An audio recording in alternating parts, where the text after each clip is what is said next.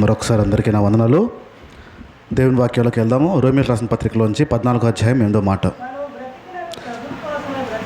మనం బ్రతికిన ప్రభు కోసం బ్రతకాలి. చనిపోయాల్సి వచ్చినా ఒకవేళ ప్రభు కోసమే చనిపోవాలి. మనం బ్రతికినా చనిపోయినా దేవుని వారమి అయ్యున్నాము, ప్రభు వారమై ఉన్నాం. అలాగే రోమీయులకు రాసిన పత్రికలోంచి 12వ అధ్యాయం 1 నుంచి 3 వచనాలు. కాబట్టి సహోదరులారా అని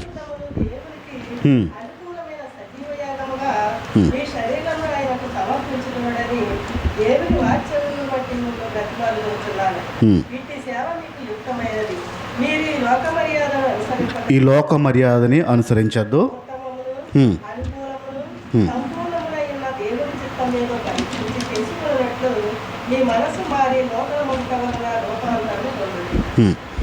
ఇక్కడ పరీక్షించుకొని దేవునికి సజీవ యాగంగా మనము చెప్పుకోవాలి అనే విషయాలు మనం నేర్చుకుంటున్నాం. పోయిన వారంలో నేర్చుకున్న విషయాలు ప్రార్థన చేయొచ్చన్నా చేయకూడదన్నా?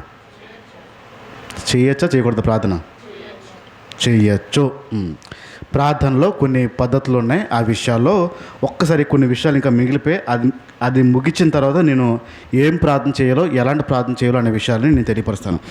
పోయిన వారం గుర్తిస్తున్న విషయాలు సాధారణంగా మనం చేసే ప్రార్థనలు ఎలాగ ఉంటాయి అనే విషయాలు ఒక్కసారి గుర్తించుకొని మనం ఈరోజు వాక్యంలోకి వెళ్దాం. మొదటగా ప్రార్థన చేస్తున్నప్పుడు ప్రభువా నాకు ఇది చెయ్యండి అని అడిగే తీరు ఒకటి ఉంటుంది, నాకు ఇది చెయ్యండి అని. రెండోది ఏంటంటే దేవుడికి చెప్తారు ఎలా చేయాలో, ఏం చేస్తే బాగుంటుందో, ఎప్పుడు చేస్తే బాగుంటుందో, ఎలా చేయాలో అని ప్రభుకి సలహాలు ఇచ్చే ప్రార్థన రెండో ప్రార్థన. మూడో ప్రార్థన పట్టుదల కలిగి ప్రార్థన చేస్తారు. అంటే అది వచ్చే వరకు ప్రార్థన ఆపుర, అది ఎలాగైనా రావాల్సిందే. అంటే దేవుడికి, అంటే ఇంకో పద్ధతి చెప్పాలంటే దేవుడికి విసుగు తెప్పించే ప్రార్థన అనుకోవచ్చు, పట్టుదలకు రైట్. ఇక్కడ నాలుగోది ఉపవాస ప్రార్థన. ప్రార్థనలో వెరైటీలు చెప్తున్నాను. ఉపవాసంతో ఉండి ప్రార్థన చేయడం ఇంకొక పద్ధతి. ఐదోది కన్నీటి ప్రార్థన, ఏడుస్తూ దుఃఖపడుతూ ఏడుస్తూ గోజాడుతూ చేసే ప్రార్థనలో కన్నీటి ప్రార్థన. ఆరో విషయంలో గుంపు ప్రార్థనలు ఏవైతే ఉంటాయో ఈ ప్రార్థనలు చాలా వరకు మనం చేస్తూ ఉంటాము. ఏడోది ప్రార్థన రిక్వెస్ట్లు చెప్పడం, ఎవరికైనా వేరే వాళ్ళకి చెప్పి ప్రార్థన చేయించడం. అది ఎప్పుడు చేస్తాం? సాధారణంగా మన దగ్గర భావం అయిపోయింది, మన దగ్గర నమ్మకం అయిపోయింది, ఇంకా వేరే వాళ్ళు ఎవరైనా చేస్తే కొంచెం బాగుంటుందేమో అని తృప్తి చెందడం కోసం వేరే వాళ్ళకి ఆ ప్రార్థనని చెప్పే ప్రయత్నం చేస్తాం. అయితే మనం మారాల్సి ఉంది కాబట్టి, ప్రార్థన కూడా కొంచెం మార్పు చెందాల్సింది కాబట్టి కొన్ని విషయాలు మనం ఇంకొక 7 విషయాలు మనం నేర్చుకున్నాం. మొదటి దాంట్లో అడగమన్నాం, నమ్మమన్నాం. అడగండి, నమ్మడం ప్రారంభించమన్నాం. ఏదైతే అడుగుతావో అది నమ్మడం ప్రారంభించాలి అన్నాం. రెండవది అడగమన్నాం, దేవుని చిత్తం ఏంటో కనిపెట్టాలి. ఇది కావాలి అని అడగడం, దేవుని చిత్తం ఏంటో కనిపెట్టాలి అనే విషయం మన రెండవది విషయం. మూడవది అడగాలి, వెయిట్ చేయడం రావాలి. అంటే వేచి ఉండడం రావాలి. ప్రార్థన చేసి అడిగిన తర్వాత వేచి ఉండడం రావాలి. నాలుగవది మనసులో ఉన్న కోరిక చెప్పాలి, కానీ దేవుడి ఇష్టమే నెరవేరాలని ప్రార్థన మారాలి. ఐదవది అడగాలి, మర్చిపోవాలి. ఏంటది? అడిగి మర్చిపోవాలి, ప్రార్థన చేసి మర్చిపోవాలి. ఇది ఐదవది. ఆరోది అడిగిన తర్వాత సంపూర్ణంగా దేవుడి మీద భారం వేసేయాలి. ప్రార్థనలో అడిగిన తర్వాత సంపూర్ణంగా దేవుడి మీద భారం వేసేయాలి. ఏడోది మనం నేర్చుకున్నాం, ఏం ప్రార్థన చేయొద్దు, ఏ ప్రార్థన చేయొద్దు, మౌనంగా ఉండడం నేర్చుకోవాలి. ఇది మనం నేర్చుకునే విషయాలు. ఇంతకీ మౌనంగా ఎలాగ ఉండాలి, ఏ విషయాలు ఉండాలి, కొంచెం మీకు ఎంకరేజ్ చేయడానికి నేను మాట్లాడతాను. వచ్చే వారం నుంచి ఏం ప్రార్థన చేయాలో నేను మాట్లాడతాను. ఇప్పుడు చిన్నప్పుడు కొన్ని ఆటలు ఆడేవారు, చిన్న ఆటలు. ఇక్కడ మరి ఈ ఒరిస్సా సైడ్ ఉన్నాయో లేదో తెలియదు, కానీ ఆంధ్ర సైడ్ ఉండే ఆటలు, మగపిల్లలు అనుకోండి బొంగరాలు తిప్పుతారు. బొంగరాలు తిప్పి అవతలోడు బొంగరం ఇరక్కొడతారు. ఇదొక ఆట. ఇలా చక్రం గీసి గడిగేసి దాంట్లో పడాలి. ఈ ఆట. గోళీలు అంటారా, అల్లి అంటారా? గోళీకాయలు ఇక్కడ ఆడేవరా? గోళీకాయలు గేమ్ ఒకటి ఉంటుంది. ఆడపిల్లలు అనుకో బచ్చాలు, అట్లా బెచ్చ ఏదో ఒకటి తొక్కుడు బిళ్ళ గడ్లు గీసి తొక్కుడు బిళ్ళ ఆడుకుని వాళ్ళు టైంపాస్ చేస్తున్నారు. ఇంకా చింతపిక్కల అరగ తీసి చామ్మ గవ్వలతో ఆడేవారు.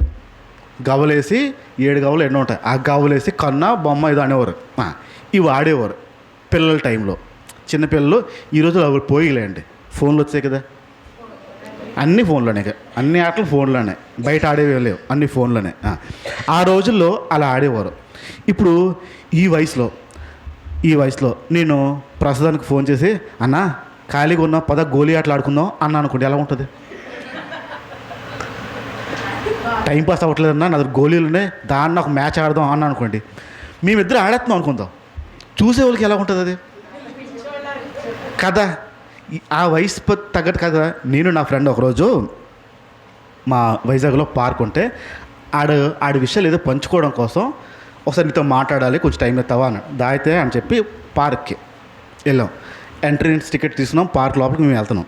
వెళ్ళిన తర్వాత అలా నడుచుకుంటా ఫస్ట్ టైం మాట్లాడలేదు, ఏం మాట్లాడాలి అలా మామూలు విషయాలు మాట్లాడుకుంటూ ఏం చేస్తున్నారో ఎక్కడన్నా మాట్లాడుకుంటూ వస్తుంటే ఆడు సడన్గా ఆ పార్క్లో జారిబిల్ల చూశాడు.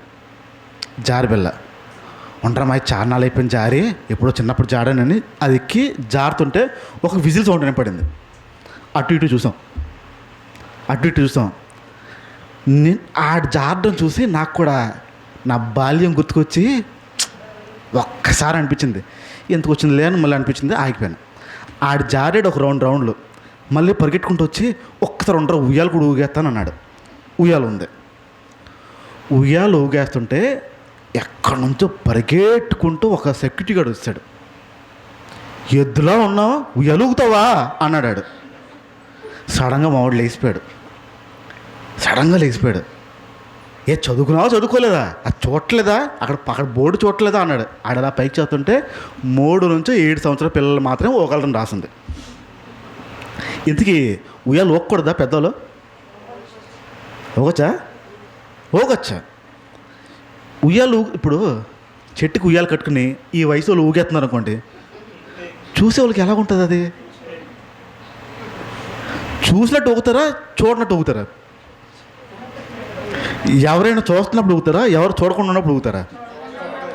చూడకుండా ఉన్నప్పుడు. ఎందుకు? ఏంటి ఊగకూడదని నేను చెప్పిందా? చట్టం చెప్పిందా? పెద్దోళ్ళు అయిపోతే ఉయ్యాలు ఊగకూడదని చెప్పిందా? పెద్దోళ్ళు అయిపోతే గోలికలు ఆడుకోకూడదని చెప్పిందా? లేదే. మరి ఎందుకు నొప్పి, ఎందుకు బాధ, ఎందుకు సిగ్గు? ఆ వయసులో ఆ పనులు చేయకూడదు అని ఏం చెప్పిందా? మళ్ళీ అది చెప్పలేదు. ఆడాలంటే ఆడచ్చు, కానీ ఆ వయసు పిల్లలు కాదు, చిన్న పిల్లలు చేష్టలు చేయకూడదు. అది చిన్న పిల్లలు ఆడతారు, పెద్దలు అయిపోయిన తర్వాత అది ఆడడానికి లేదు. మరి ఏం ఆడాలి? పేక? మరి ఏమంటారు? చిన్నపిల్లలు పేక ఆడకూడదురా అంటారు. మరి పెద్దలు ఆడొచ్చా? జోదం పాపం అని బైబిల్ చెప్తుంది. మళ్ళీ చిన్నపిల్లలు ఆడకూడదు, సపరేట్. పెద్దలు ఆడేది అంటే చిన్నపిల్లలు ఈ పాపం చేయకూడదు, పెద్దలు ఈ పాపం చేయొచ్చు. ఇది ఇప్పుడు పెద్ద వయసు వచ్చిన తర్వాత ఒక పని చేయడానికి వీల్లేదు, చూడడానికి అది బాగోదు, అది ఒక వెటకారంలా ఉంటుంది. పెద్దలు చిన్నపిల్లలు చేసే పనులు చేస్తూ ఉంటే వెటకారం ఉంటుంది.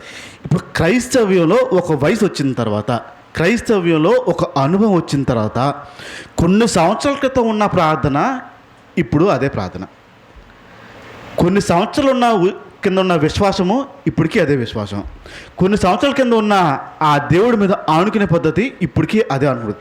ఇది మారకపోతే దేవుడికి ఎలా అనిపిస్తుంది? ఎప్పుడో చిన్నప్పుడు యేసు ప్రభువుని నమ్ముకుంది, ఎన్నో సంవత్సరాల క్రితం నమ్ముకుంది, అప్పుడు చేస్తున్న ప్రార్థన ఇప్పుడు చేస్తున్న ప్రార్థన ఒకటే, అప్పుడున్న విశ్వాసము ఇప్పుడున్న విశ్వాసం ఒకటే. మారిందా? మారలేదా? యేసు ప్రభుని నమ్మిన కొత్తలో ఉన్న ప్రార్థనకి ఇప్పుడు ప్రార్థనకి మారిందా? మారలేదా? ఏం మారుంటే చెప్పనా? మీ పదాలు మారుంటాయి. కొత్తలో అనుకో, ఏం తెలియని టైంలో అనుకో, ఏదో తెలిసి తెలియని ప్రార్థన, వచ్చి రాని ప్రార్థన, వచ్చి రాని మాటలు. అనుభవం వచ్చేస్తే బైబిల్ వాక్యాలు కూడబెట్టేస్తాం, బైబిల్ వాక్యాలు చెప్పేస్తాం. ప్రార్థనలో సీనియారిటీ పెరిగింది. దేని పెరిగింది? పదాలకా ప్రార్థనకా? ప్రార్థన క్వాలిటీకా పదాలకా? క్వాలిటీ మారట్లే, పదాలు మారుతున్నాయి అంతే. పిల్లలకు ప్రార్థన చేయమని వచ్చామనుకోండి, అది సింపుల్గా చేస్తారు. ఎండలు ఎక్కువ ఉన్నాయి కదా, ఎండలు కొంచెం తగ్గాలని ప్రార్థన చేయాలనుకున్నారు. ఏసయ్య ఎండలు ఎక్కువ ఉన్నాయి, మీరే తగ్గించండి ఏసయ్య, ఆమె అని అనేస్తారు. పెద్దోళ్ళకి ఇవ్వండి, సూర్య చంద్రుడు నక్షత్రంలో నీ వశంలో ఉన్నాయి ప్రభువా అంటారు. గాలి నీ దగ్గర నీ మాటకి లోపడుతుంది ప్రభువా అంటారు. ఏం మారింది? సీనియారిటీ ప్రార్థనలు మారట్లే, పదాలు ఒక్కటే. ఈ పదాలు యాడ్ అయిపోతే ఏమనుకుంటున్నా, ప్రార్థన భలే వచ్చేస్తుంది ఈ మధ్యన, బోల్డ్ పదాలు వాడుతున్నాను నేను. ఏంటో భ్రమ. వయసు పెరిగే కొద్దీ మీ ప్రార్థన యొక్క క్వాలిటీ మారిపోవాలి. వయసు పెరిగే కొద్దీ మీరు దేవుని మీద ఆనుకునే పద్ధతి మారిపోవాలి. వయసు పెరిగే కొద్దీ, ఏ వయసు? దేవునిలో ఒంటి మీద కాదు, దేవునిలో మీ క్రైస్తవ్యంకి ఉన్న వయసు మారిపోవాలి. ప్రభువుని విశ్వసించే ఆ వయసు, ఆ క్వాలిటీ మారిపోవాలి. ఒకసారి ఎఫెసీయులకు రాసిన పత్రిక చూద్దాం. ఒకసారి 5వ అధ్యాయము, ఎఫెసీయులకు రాసిన పత్రిక 5వ అధ్యాయము,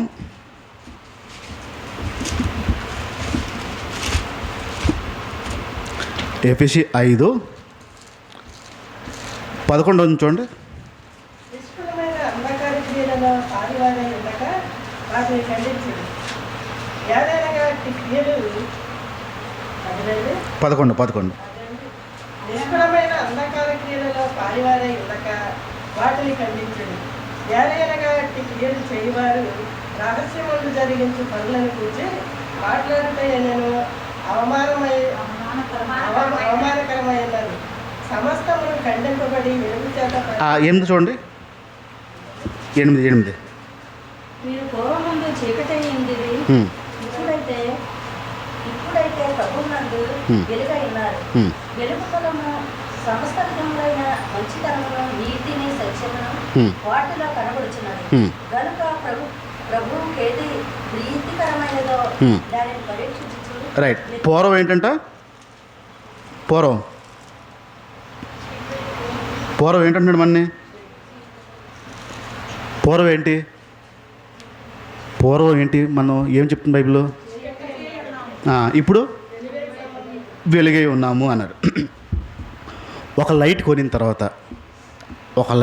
తర్వాత కొన్ని రోజుని ఎలా గెలుగుతుంది? ఒక 6 నెలలు పోయికి ఎలా గెలుగుతుంది? కొన్ని రోజులు చాలా, ఒక 6 నెలలు అయిన తర్వాత స్లోగా తగ్గిపోయి వస్తూ ఉంటుంది. ఇప్పుడు పూర్వం మనం చీకటి, ఇప్పుడు ఏమంటున్నాడు? వెలుగు అంటున్నాడు. ఆ వెలుగు యొక్క క్వాలిటీ పెరుగుతుందా తగ్గుతుందా? తగ్గుతుందా? ప్రార్థన యొక్క క్వాలిటీ పెరుగుతుందా? కొన్ని సంవత్సరాల నుంచి అదే తీరులో ఉందా? మీ విశ్వాస స్థాయి ప్రారంభంలో ఎలాగుందో ఇప్పుడు అలాగే ఉందా? పెరిగిందా? దేవుని మీద ఆనుకునే పద్ధతి ప్రారంభంలో ఎలాగుంది ఇప్పుడు అలాగే ఉందా? మారిందా? విత్తనాలు వేసిన తర్వాత మీరు అవి ఎదుగుతున్నాయో చూస్తారా? చూడరా? చూస్తారు. ఎదుగుతున్నాయో లేదో చూస్తాను. ఎదుగుతున్నాయి అంటే అది మంచి విత్తనము, బాగా వస్తుందని. ప్రార్థన ఎదగట్లే, విశ్వాసం పెరగట్లే, దేవుని మీద ఆనుకునే పద్ధతి మారట్లే. సమస్య ఎక్కడ ఉంటుంది? అయితే చెప్పేవాళ్ళలోనా వినేవాళ్ళలోనా?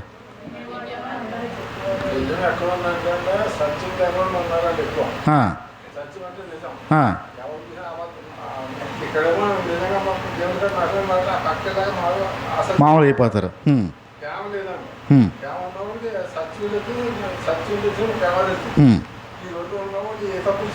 రైట్.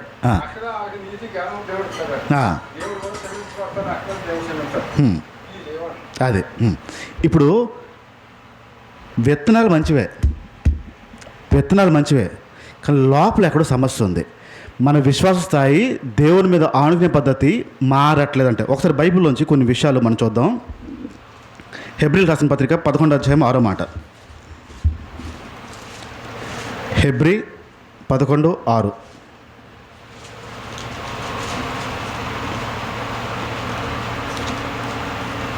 విశ్వాసం లేకుండా విశ్వాసము లేకుండా దేవునికి ఇష్టడై ఉండుట అసాధ్యము. దేవునికి ఇష్టడై ఉండడము అసాధ్యము అంటే కాని పని, అవ్వని పని. ఇప్పుడు విశ్వాసం లేకుండా దేవునికి ఇష్టంగా ఉండడము అది అసాధ్యము, అవ్వదు. సాధారణంగా మనకున్న అభిప్రాయం ఏంటంటే దేవుడు మనం ప్రేమిస్తున్నాడు, నేను క్రైస్తవుడిని, దేవుడు నన్ను ప్రేమిస్తున్నాడు. కానీ బైబిల్ ఏం చెప్తుంది ఇప్పుడు? విశ్వాసం అనేది లేకుండా. ఇప్పుడు మీ పక్కన అడుగుంది ఉందా లేదా అని, ఉందా అని అడగండి. ఏం చెప్పారు? ఉందన్నా చెప్పారు, లేదన్నారా?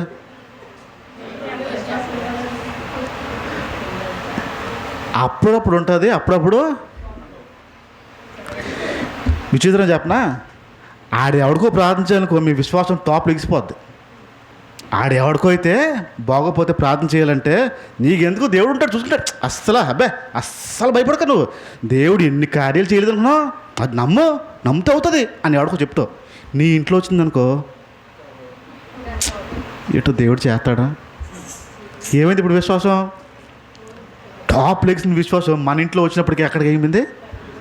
నెమ్మది తగ్గిపోద్ది. అంటే అది డమ్మీ విశ్వాసం అని చెప్పచ్చా? డమ్మీ విశ్వాసం చెప్పచ్చా? విశ్వాసం కాదు. నీ ఇంట్లో నీకు నీ ఎదురుగుండా వచ్చినప్పుడు నువ్వు నమ్మేది. ఇప్పుడు నమ్ముతున్నట్ట నమ్మనట్ట? విశ్వాసం ఉన్నట్ట, విశ్వాసం లేనట్ట? లేనట్టు, అది అసాధ్యం. ఒకసారి బైబిల్లోంచి మత్తయి సువార్తకు వద్దాం. ఒకసారి బైబిల్లోంచి మత్తయి సువార్త 21వ అధ్యాయము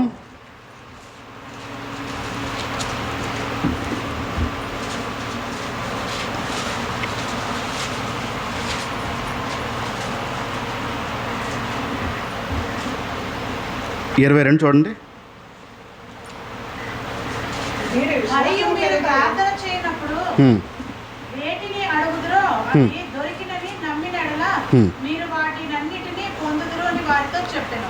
మళ్ళీ ఒకసారి చదువు స్లోగా. అది మరియు మీ ప్రార్థన చేసినప్పుడు ఏదైతే మీరు అడుగుతున్నారో అవి దొరికాయని నమ్మిన ఎడల. రైట్. ఇక్కడ నేను అర్థమవడం చెప్తున్నాను. మీరు ఏదైతే ప్రార్థన చేస్తారో, మీరు ఏ విషయం అయితే ప్రార్థన చేస్తారో అది పొందేను అని నమ్మితే వస్తుంది అన్నాడు. మీరు ఏ విషయం గురించి అయితే ప్రార్థన చేస్తున్నారో అది మీరు పొందేను అని నమ్మితే వస్తుంది. మీరు విశ్వసిస్తే వస్తుంది. మీరు ప్రార్థన చేస్తే రావడం కాదు. ఇక్కడ పాయింట్ పెట్టుకోండి. మీరు ప్రార్థన చేస్తే అది రావడం కాదు. మీరు ప్రార్థన చేసిన తర్వాత పొందేమో అనే విషయం నమ్మిన తర్వాతే వస్తుంది, లేకపోతే అది రాదు. అది నాకు వచ్చేసింది, నా దగ్గరే ఉంది అనే విషయం నమ్మితేనే. ఇంకొక క్వశ్చన్ చూద్దాం బైబిల్ నుంచి. మార్క్స్ వార్త వద్దాం, 5వ అధ్యాయం. మార్క్స్ వార్త 5వ అధ్యాయము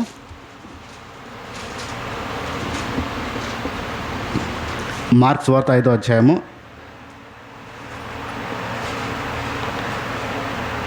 21 నుంచి చూడండి ఒకసారి.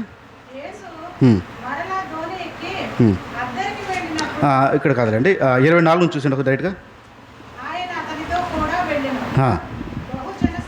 బహుజన సమూహము యేసు ప్రభుని వెంబడిస్తుంది.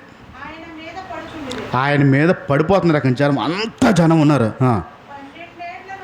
12 ఏళ్ళ నుంచి రక్తస్రావ రోగం కలిగిన ఒక స్త్రీ ఉంది అక్కడ ఆ జనంలో. అనేక వైద్యుల దగ్గరికి వెళ్ళింది, తిప్పల పడి ఎంతైతే కలిగి ఉందో అంత వ్యర్థం చేసుకుంది, ఇచ్చుకుని. ఏ ప్రయోజనము లేదు, ఇంకా పాడైపోయింది, ఇంకా చండాలంగా అయిపోయింది. యేసు ప్రభు గురించి ఆ వార్త విన్నది. విని నేను ఒకవేళ ఆయన వస్త్రాన్ని ముడితే బాగుపడతానని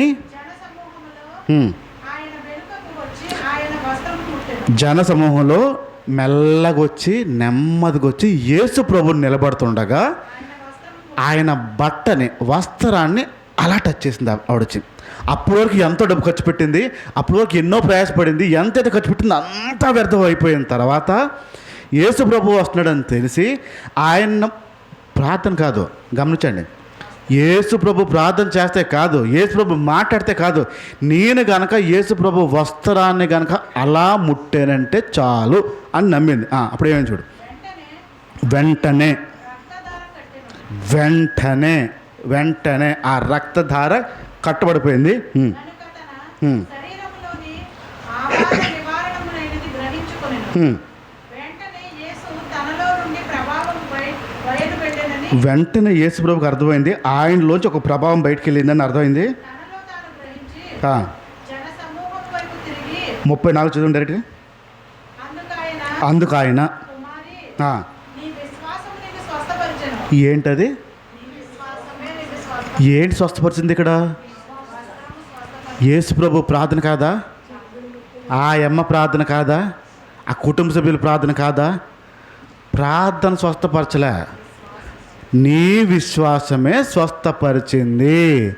విశ్వాసం గురించి మాట్లాడాడు. నీ విశ్వాసమే స్వస్థత ఇచ్చింది అనే విషయాన్ని స్పష్టంగా చెప్తున్నాడు ఇక్కడ. ఇప్పుడు విశ్వాసపు స్థాయి ప్రార్థన చేస్తే వస్తుందా, మౌనంగా ఉంటే వస్తుందా? మళ్ళీ పరీక్షించుకుందాం. ప్రార్థన చేస్తే వస్తుందా, నమ్మితే వస్తుందా? ఇప్పుడు స్త్రీ ఏం చేసింది? ఏం నమ్మింది? టచ్ చేస్తే చాలు మొత్తం బాగైపోద్దని అలా టచ్ చేసింది. దాని ప్రకారమే ప్రార్థన చేయలే. యేసు ప్రభు దగ్గరికి వచ్చి ప్రాధేయపడలేదు, ఆయన వస్త్రాన్ని ముట్టి బాగు చేసుకుని వెళ్ళిపోయింది. ప్రభు చెప్పాడు క్లియర్గా, నీ ప్రార్థన కాదు, నా ప్రార్థన కాదు, నీ విశ్వాసమే నిన్ను బాగు చేస్తుంది. ఇంకొక మాట చూద్దాం, లూకాసు వార్త వద్దాం సరే. 17వ అధ్యాయం, లూకాసు వార్త 17వ అధ్యాయం.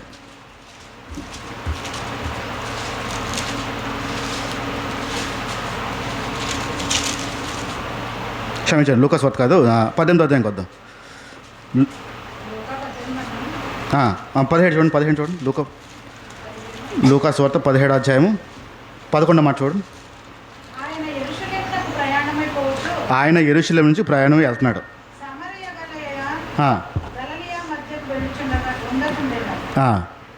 ఆయన యొక్క గ్రామములోనికి వెళ్ళి ఆయన ఒక గ్రామంలోకి వెళ్ళిన తర్వాత 10 మంది కుష్ఠరోగులు ఆయన ఎదురుగా వచ్చి ఎంతమంది కుష్ఠరోగులు?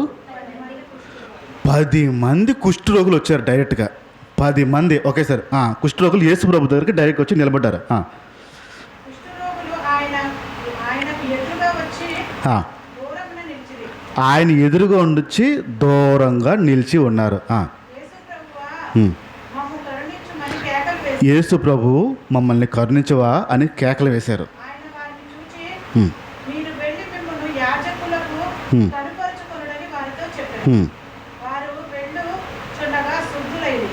వారిలో ఒకడు తనకు స్వస్థత కలుగుట చూచి గొప్ప శబ్దముతో దేవుని మహిమపరచుచు తిరిగి వచ్చి ఆయనకు కృతజ్ఞతాస్తుతులు చెల్లించుచు ఆయన పాదముల యొద్ద సాగిలపడెను. వాడు సమరయుడు 19 చూసాను డైరెక్ట్గా. 19 నీవు లేచిపోము, నువ్వు లేచిపో, నీ విశ్వాసం నిన్ను స్వస్థపరచునని వారితో చెప్పాడు. నీ విశ్వాసం నిన్ను స్వస్థపరిచింది అని చెప్పాడు.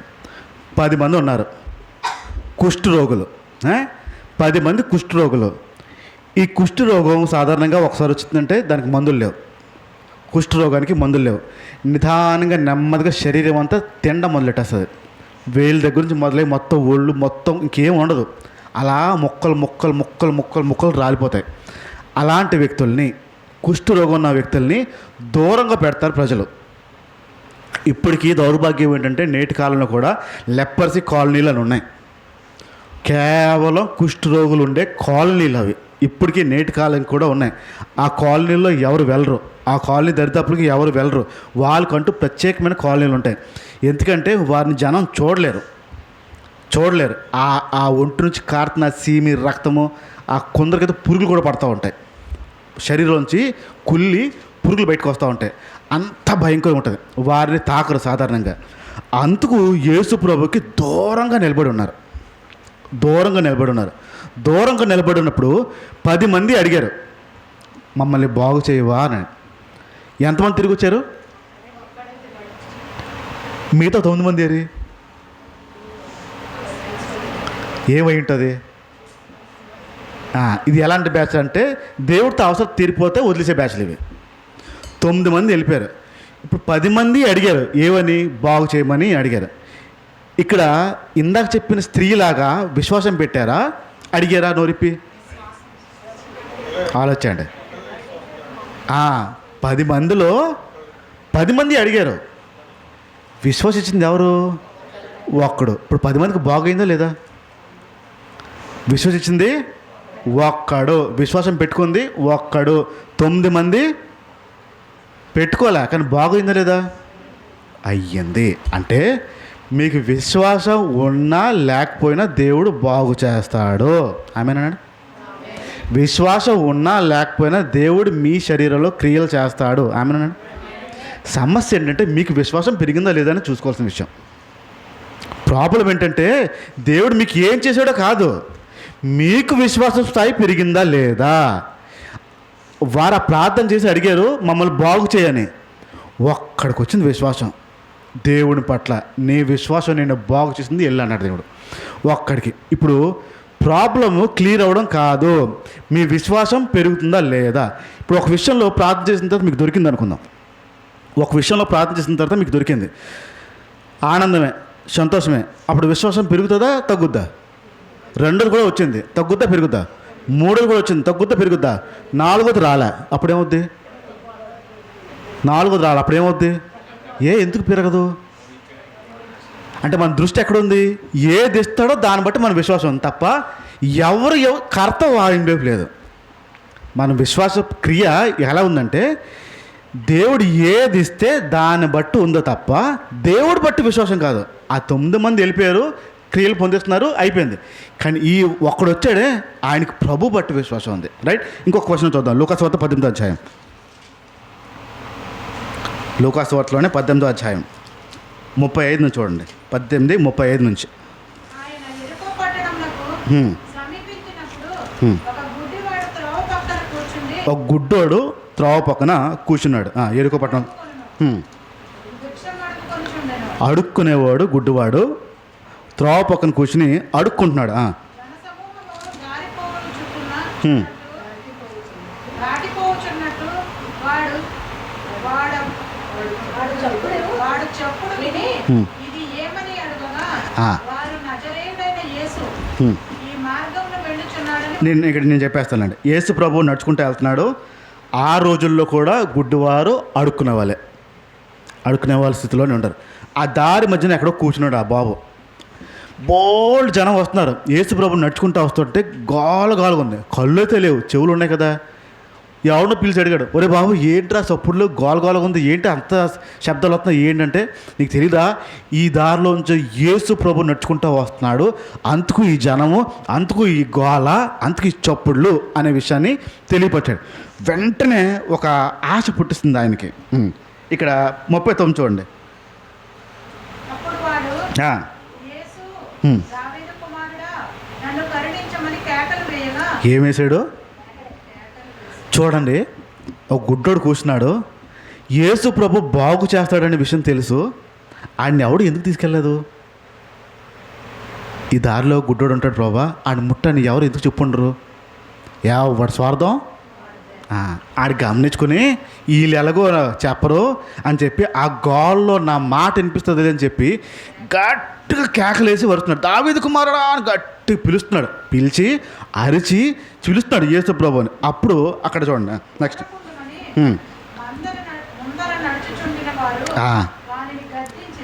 ముందు నడుస్తున్న బ్యాచ్ ఉండరా గుడ్డడా నువ్వు అన్ని అరుతున్నావు, ఎందుకు అరుతున్నావు, నోరు అన్నారు. వీళ్ళకి అర్థం అవట్లే పరిస్థితి. యేసు ప్రభు ఏమన్నాడు చూడు.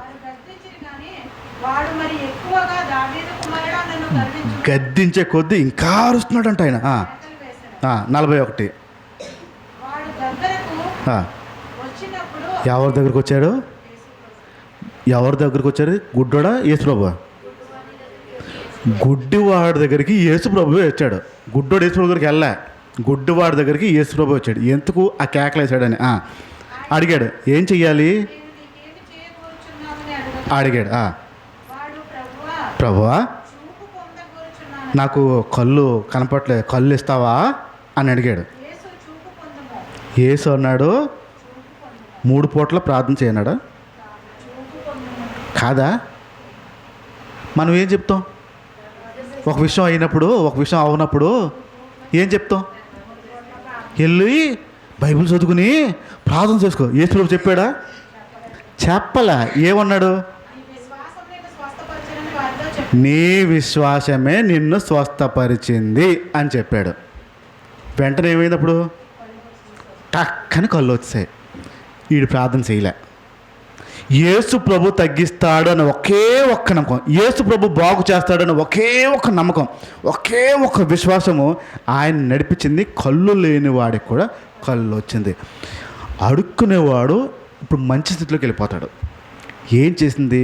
ప్రార్థన కాదు, విశ్వాసము. మీరు ప్రార్థన చేసినా వస్తుంది, విశ్వాసం పెంచుకున్నా వస్తుంది. ఇప్పుడు మీరు చెక్ చేసుకోవాల్సింది, ప్రార్థన చేసి నేను సంపాదించుకుంటున్నానా, విశ్వాసంతో సంపాదించుకుంటున్నానా? ఈ స్థాయి క్రైస్తవ జీవితంలో పెంచుకుంటూ పోవాలి. ఇంకొక చిన్న విషయంకి వస్తాను నేను ఒకసారి. ప్రార్థన విషయంలో యెరెమీయా రాసిన గ్రంథం, యెరెమీయా గ్రంథము 29, జెరెమియా 29, యెరెమీయా 29,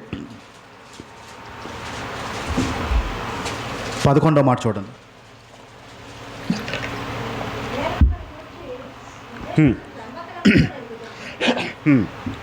నేను మీ గురించి ఉద్దేశించిన సంగతుల్ని, ప్రభు మాట్లాడుతున్న మాట ఏంటంటే మనుషులతో, మీ గురించి ఏ ఉద్దేశతే కలిగి ఉన్నానో అది నాకు తెలుసు అన్నాడు. ఇక్కడ ప్రతి ఒక్కడి విషయంలో, ప్రతి ఒక్క మనిషి విషయంలో ఆయనకు ఒక ఉద్దేశం కలిగి ఉంది. ఆ ఉద్దేశం అంట ఆయనకి తెలుసంట.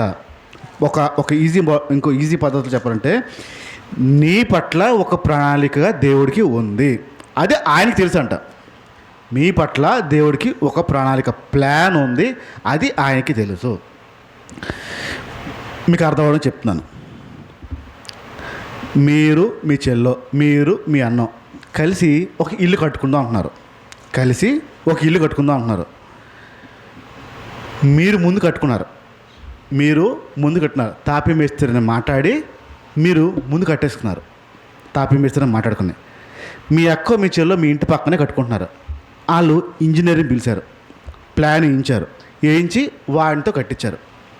తర్వాత ఒక మాట మీరు విన్నారంట, మీ ఇంటికి ఏ తాపీ మేస్త్రితో కట్టాడో ఇప్పటికి 10 ఇళ్ళు కట్టాడు, 10 ఇళ్ళు కూలిపోయి అన్న మాట మీరు విన్నారు. ఆ మాట మీరు విన్నారు. మీ హృదయంలో వెంటనే వచ్చేది ఏంటప్పుడు? భయం వస్తుందా లేదా? ఎందుకు? తాపీ మేస్త్రి కట్టిన ప్లాన్కి కొంచెం మీకు, ఇంజనీర్ కట్టిన ప్లాన్కి ఒక ధైర్యం ఉంటుందా ఉండదా? ఇప్పుడు ఆలోచించండి. దేవుడికి మీ పట్ల ఒక ప్లాన్ ఉంది. ఆ ప్లాన్ గురించి మీకు ధైర్యం ఉందా, భయం ఉందా? మీ జీవితాల పట్ల మీకు భయం ఉందా? దేవుడు నా పట్ల ఒక ప్లాన్ వేశాడు అని ఒక ధైర్యం ఉందా?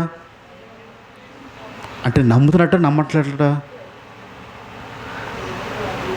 మన బ్రతుకులు ఆయన ప్లాన్ వేసాడు, అది ఆయన తెలుసంటే ఏంటి వేసాడో. ఆయన ప్లాన్ వేసి ఉంచిన విషయాలు మనము నమ్మలేని స్థితిలో ఉన్నామంటే, ఇప్పుడు ధైర్యంగా మీ ఇంట్లో మీరు ఉంటున్నారు. ఏ ధైర్యంతో ఉంటున్నారు? కట్టిన ఇల్లు కోలదు అని ఒక ధైర్యం ఉందా లేదా? కట్టిన ఇల్లు బాగా గాలేస్తుంది, ఇల్లు కూలిపోద్దా నేను భయం వేసిందా? వేయలేదు. ఎందుకు వేయలేదు? కట్టినోడి మీద నమ్మకమా, దేవుడి మీద నమ్మకమా? ఇల్లు మీద నమ్మకమా, దేవుడి మీద నమ్మకమా? దేవుడి నమ్మకం చెప్పనా? ఇల్లు అది గుడిసెలో ఉండండి. అలాంటి గాలి వేసినప్పుడు మీరు గుడిసెలో ఉండండి. అమ్మో ఆకులు ఎగిరిపోతామో, అమ్మో కప్పులు ఎగిసిపోద్దామో భయం ఉంటుంది. మీ ధైర్యం ఏంటి ఇప్పుడు? ఇల్లా దేవుడా? డౌటే లేదు. ఇల్లే మన ధైర్యం. భూమి ఇలా కంపించింది అనుకుంటే ఏంటవుద్ది మన ధైర్యం? ఇల్లు 2 మొక్కలు అవుద్ది ఇలాగా, అలా సమాధి అయిపోతాం. ఇప్పుడు మన ధైర్యం ఏంటి? ఇల్లా దేవుడా? ప్లాన్ మీ గురించి చేస్తున్నాడు ఆయన. మన నమ్ముతుంది ఎవరిని? ఇప్పుడు మన విశ్వాసం ఎక్కడుంది? ఇక్కడ ఉంది మన విశ్వాసం. నా గురించి ఒక ఉన్నతమైన ప్లాన్ ప్రభు వేశాడు, నేను దేనికి భయపడను. పెరిగిందా విశ్వస్తాయి? మీ జీవితం, క్రైస్తవ జీవితం అలా కొనసాగుతాం, కిందకి వెళ్తా చూడండి. విశ్వాసంలో పైకి వెళ్ళదు, కిందకే వెళ్తూ ఉంటుంది. ఆయన నా కోసం వేసిన ప్లాను. ఒకసారి కీర్తన గ్రంథం కొద్దాం, 23వ కీర్తన. 23వ కీర్తన, కీర్తన గ్రంథం నుంచి 23వ కీర్తన 1 నుంచి 4. నా దేవా, హ్మ్. నా దేవా, హ్మ్. నీవు నన్నేల విడనాడితివి. హ్మ్. నన్ను రక్షింపక నా ఆర్తధ్వని వినగా చా. నీవేళ దూరంగా ఉన్నావు. హ్మ్. నా దేవా, పగలు నేను మొరపెట్టుచున్నాను, రాత్రి వేళను నేను మౌనముగా ఉండటలేదు. అయినను నీవు నాకు ఉత్తరమియ్యకున్నావు. కాదు, 23:1 నుంచి. యెహోవా నా కాపరి, నాకు యెహోవా లేమి కలగదు. నా కాపరి, నాకు లేమి అంటే లేమి అంటే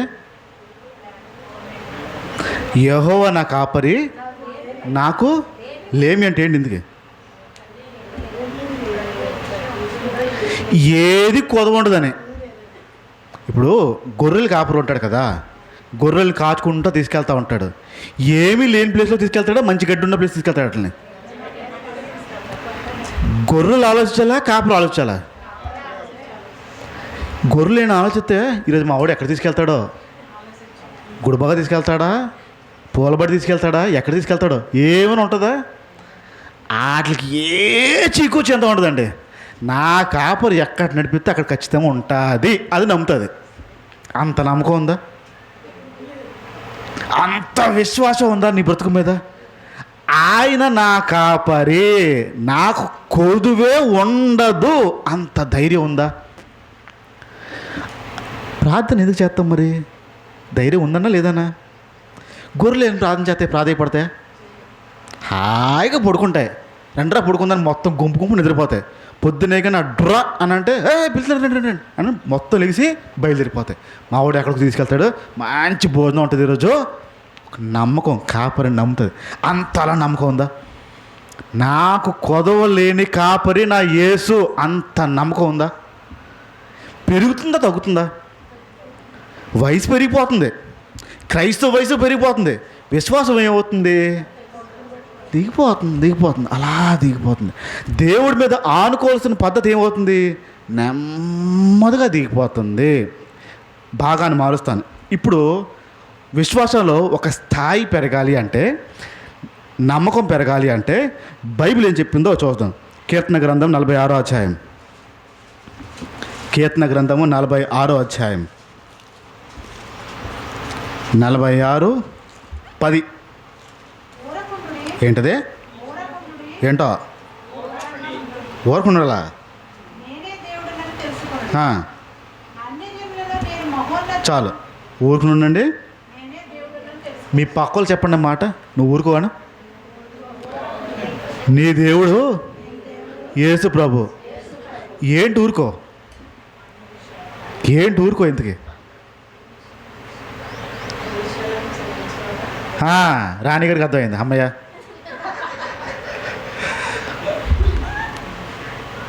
ఇంకొక పద్ధతులు చెప్తున్నాను. ప్రార్థన లిస్టు ఆపండి, ఊరుకుని ఉండండి, నీ దేవుడు యెహోవా అని తెలుసుకోండి. ప్రార్థన లొల్ల చేయడం ఆపండి, నీ దేవుడు పెంచుతారు తగ్గుతారు. ఇప్పుడు మళ్ళీ చెప్తున్నాను, ప్రార్థన చేస్తే వస్తుంది, విశ్వాసం ఉంటే వస్తుంది, మీరు మౌనంగా ఉంటే ఇంకా ఎక్కువ వస్తుంది. మీరు మౌనంగా ఉంటే ఇంకా ఎక్కువ వచ్చేస్తుంది. ఊరుకుని ఉండమన్నాడు. ఇప్పుడు కొన్నిసార్లు గొడవ అయిందనుకో, ఊరుక అంటావనవా అంటే మాట్లాడమన్నా మాట్లాడద్దన్నా? మాట్లాడద్దు. కొన్నిసార్లు పెద్దోళ్ళు మాట్లాడుకుంటా ఉంటే పిల్లల మధ్య దూరుతారు. ఏంటి మమ్మీ, ఏంటి ఏంటి అని అడుగుతారు. వాళ్ళకి అవసరం లేదు, ఆగా చెప్పకూడదు. అప్పుడు ఏమంటారు? చెప్తారా? ఊరుకుంటారా? ఊరుగా, పెద్దల విషయాలు నీకెందుకో అంటారు. పెద్దోడు ఎవడు ఇప్పుడు? ఎవరిని ఊరుకోమంటున్నాడు? అలా ప్రార్థన సొనుగుడిలా సొనుగుతూ ఉంటే ఊరుకోరా. నీ దేవుడు నిన్ను తెలుసుకో. పెంచాలి విశ్వాసపు స్థాయి. ఊరుకు నుండి మౌనంగా నిలిచి ఉండడం నేర్చుకోండి. అది మీ క్రైస్తవ జీవితంలో మీరు ఎదిగారు అన్నకు రుజువు. ఊరుకు నుండి ఇంకొంచెం ముందుకెళ్దాం. కీర్తన గ్రంథం 37వ అధ్యాయం. కీర్తన గ్రంథం 37వ అధ్యాయం 7వ మాట. యెహోవా ఏంటది? ఎవరు ఎదురుగుండా? మరి యెహోవా ఎదురుగుండా అరుస్తాం మనం. యేసు ప్రభు ఎదురుగుండానే మౌనంగా ఉండాలన్నాడు. మరి ఇక్కడేం చెప్తున్నాడు? దేవుని ఎదురుగుండా మౌనంగా ఉండి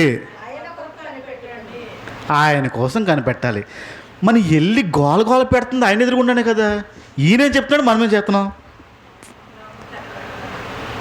యేసు ప్రభు గురించి తెలియదు కాబట్టి దావీదు కుమారా అని అరిశారు వాళ్ళు. అరిచి పిలిచాడు, వచ్చాడు, బాగు చేసి వెళ్ళిపోయాడు. యేసు ప్రభు మీకు తెలియదా ఇప్పుడు?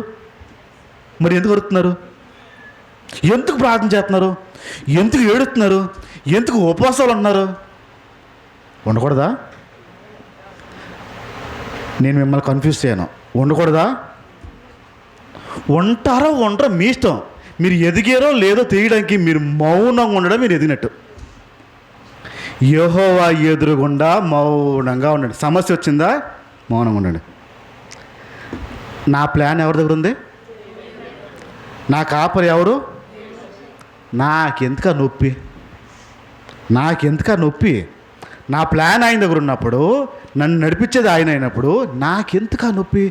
మౌనంగా ఉండడం నేర్చుకోవాలి. మౌనంగా. నిర్గమకాండం ఒకసారి వద్దాం.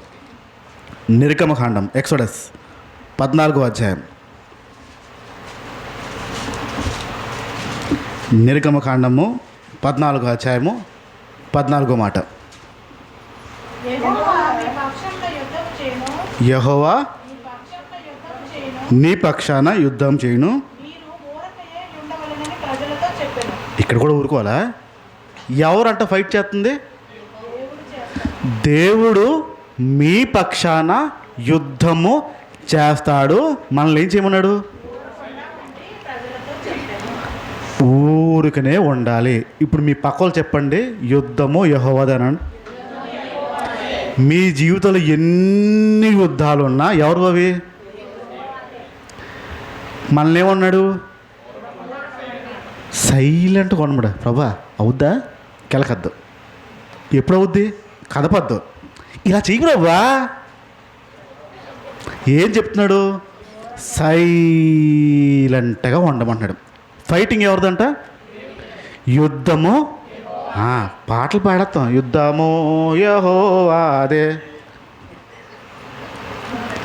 ఆ యుద్ధం వచ్చినప్పుడు చూడ వాగడం మందే, ప్రార్థన మందే, ఏడుపు మందే, ఎందుకు చేయలే ప్రదవా అని అడిగేది మందే. అన్నీ. ఇప్పుడు యుద్ధం మంచి చేస్తున్నావు, ఆయన చేస్తున్నాడు.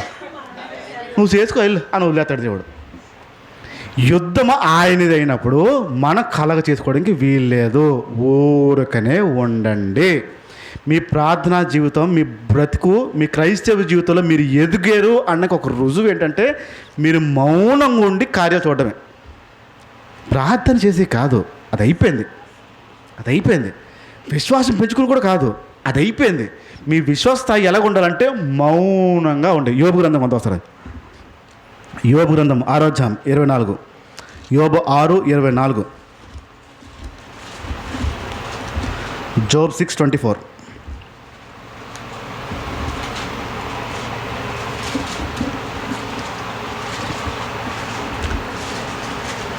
చదవండి. రైట్. ఏంటది? ఏం చేయమంటున్నాడు? ప్రభువుని అడుగుతున్నాడు ఏంటంటే నాకు మీరు నేర్పించండి నేను మౌనంగా ఎలా ఉండాలో. ఎవరు అడుగుతున్నాడు తెలుసా? యోబు అడుగుతున్నాడు.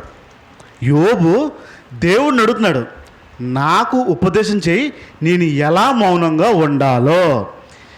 ఈ పదం చెప్పండి నాతో పాటు. ప్రభువా నాకు నేర్పించండి నేను ఎలా మౌనంగా ఉండాలో. ఎప్పుడైనా చేసాం ఈ ప్రార్థన? అస్సలు గుండెల లోపల ఉన్నది కక్కెత్తే తప్ప, కడుపులో ఉన్నది కక్కెత్తే తప్ప ఫ్రీ అవ్వం మనం. ఆయన ఏమంటున్నాడు? కక్కద్దు, సైలెంట్గా ఉండు. మీరు కక్కేశారనుకోండి, కక్కిన దాన్ని బట్టి దేవుడు చేస్తాడు. మీరు మౌనంగా ఉన్నారనుకోండి, ఆయన ప్లాన్ చేస్తాడు. మీ ప్లానా ఆయన ప్లాన్? ఏది కావాలి ఇప్పుడు? మౌనంగా ఉందా మాట్లాడదామా? ఇంత నేను ప్రార్థన చేయమన్నా వద్దంటున్నానా? ప్రార్థన చేయమన్నా వద్దంటున్నానా? ప్రార్థన చేసే వయసు దాటిపోయింది, విశ్వాసం స్థాయి దాటిపోయింది. మీ స్థాయి ఇప్పుడు పెరగాల్సింది ఏంటంటే, నా ప్లాన్ ఆయన దగ్గర ఉంది, నా కాపరి ఆయన, నాకేమీ ఉండదు, నేను మౌనంగా ఉంటాను, యుద్ధము ఆయనదే. ఈ స్థితికి వచ్చేయాలి.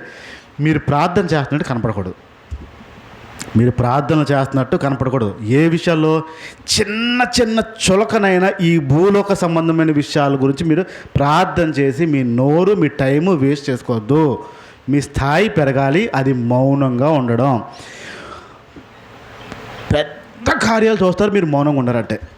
మీరు నోరిప్పారా, చిన్న కార్యాలు చూస్తారు. నోరిప్పుదామా, మౌనంగా ఉందామా? ఒక స్థాయి పెరిగింది అంటే దాని అర్థం ఏంటంటే, మీరు మౌనంగా ఉండి నమ్మి అలా ఉంటే కార్యాలన్నీ చూసేస్తారు.